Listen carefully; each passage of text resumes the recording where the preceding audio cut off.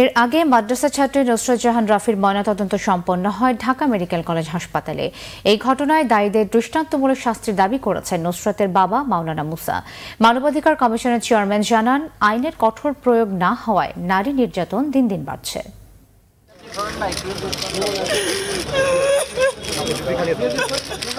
একমাত্র বোন নুসরাতকে হারিয়ে ভাইয়ের এমন আহাজারি।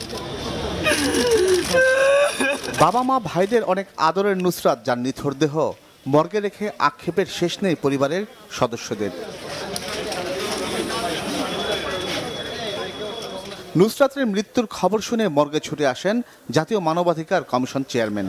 আইনের প্রয়োগ সঠিকভাবে হচ্ছে না বা মানুষ সঠিকভাবে তার বিচার পাচ্ছে না, যার ফলশ্রুতিতে অপরাধীদের আমার মনে হচ্ছে সাহস দিন দিন আরও অনেক বেড়ে যাচ্ছে। ঢাকা মেডিকেল কলেজ হাসপাতাল মর্গে ফরেনসিক বিভাগের ৩ চিকিৎসক ময়নাতদন্ত শেষ করেন নুসরাত জাহান রাফির। মৃত্যুর প্রকৃত কারণ অনুসন্ধানে নুসরাতের ডিএনএ সংগ্রহের কথা বলেন তারা।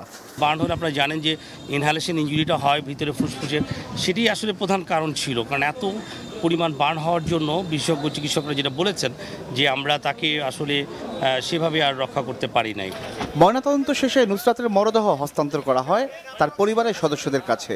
অ্যাম্বুলেন্সে করে নুসরাতের মরদেহ নিয়ে যাওয়া হয় গ্রামের বাড়ি ফেনীর সোনাগাজীতে। আমি বাসা হারিয়ে ফেলেছি, যেহেতু আমার একটি মাত্র পরীক্ষা দিতেছিল, সেখান থেকে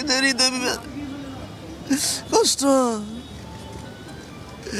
আমার চেয়ে আপনারা অনেক বেশি কষ্ট করেছেন, এই জন্য চিরকৃতজ্ঞ দোয়া চাইতেছি। আপনাদের সবার খেদমতে আমি দোয়া চাইতেছি আমার মেয়ের জন্য।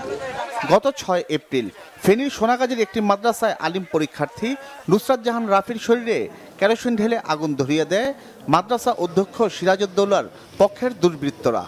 ঢাকা মেডিকেলের লাইফ সাপোর্টে ছিলেন তিনি।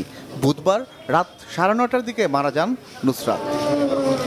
জিয়া খান, বাংলা ভিশন, ঢাকা।